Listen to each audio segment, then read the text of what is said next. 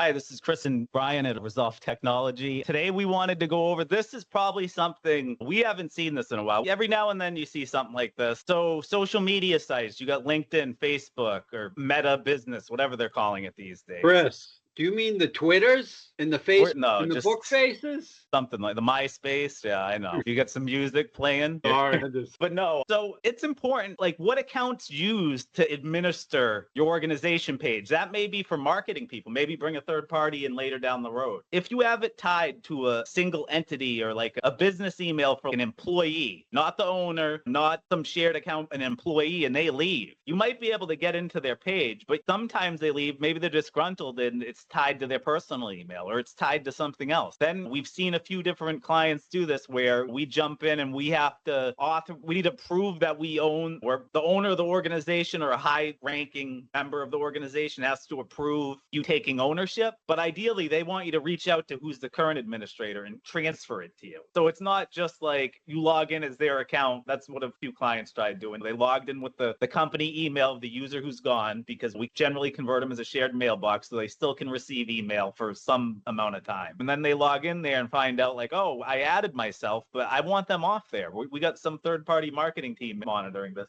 What I would suggest is having something like a shared mailbox, social media at mycompany.com, or a user mailbox, and then you give the third party or whatever it is, whoever you're having doing your social media for you, website guy, some Moonlight IT guy, you create an email on your tenant for him, right? And you have control. You can go into the mailbox if you request it, and you can monitor what they're doing in there, and you can just take that account back if you want to start managing. A generic mailbox, not with a user's email address, like generic mailbox. That way people come and go, and the only thing that you need to do is get the password from the outgoing person.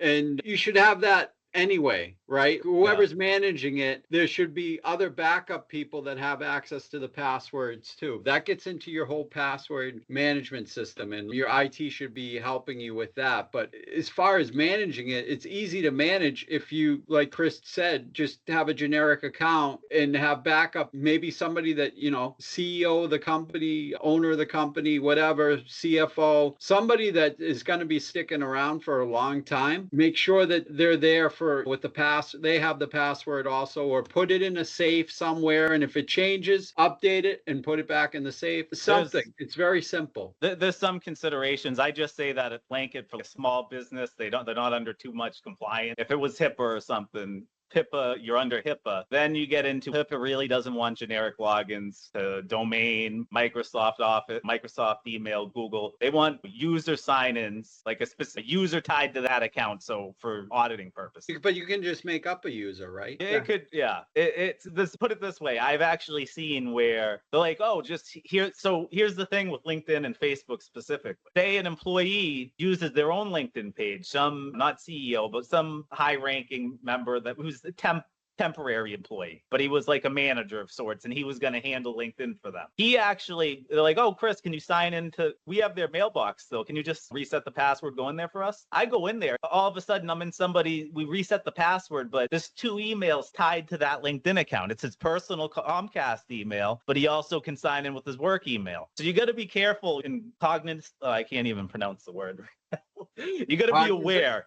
Yes. Or that of what account you're signing into, because a lot of these social media sites allow multiple ways to sign into the same account. And he wasn't even the one, this super admin or administrator of the organization's LinkedIn page. So you got to be careful. You might get into some dicey situations. Now, Meta Business was really convoluted, in my opinion. LinkedIn, you email support. I think we have a client going through this process right now. Meta, I was able to add somebody in there, but I still couldn't remove the old employee because it was tied to their personal Facebook account. So it's the same thing, just like with Microsoft and Gmail. You got a personal and you have work or school. Typically, we don't recommend using work or school Google Workspace or Microsoft 365 accounts to set up personal Microsoft account.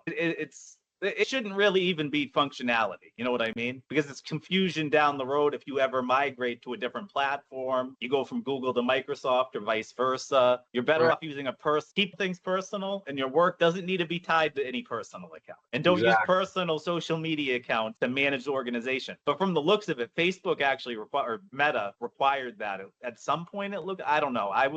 it threw me for a loop as well. I was like, what are they doing over here? Yeah. So the long and short of it is, yeah, exactly what Chris said. Personal stuff, business with business stuff, generic email account, company email. And we've helped clients out with this before, but we're hopefully saving some people some pain, whether they're people or just employees. Honestly, in some ways, I probably think this should be managed by HR, but whatever.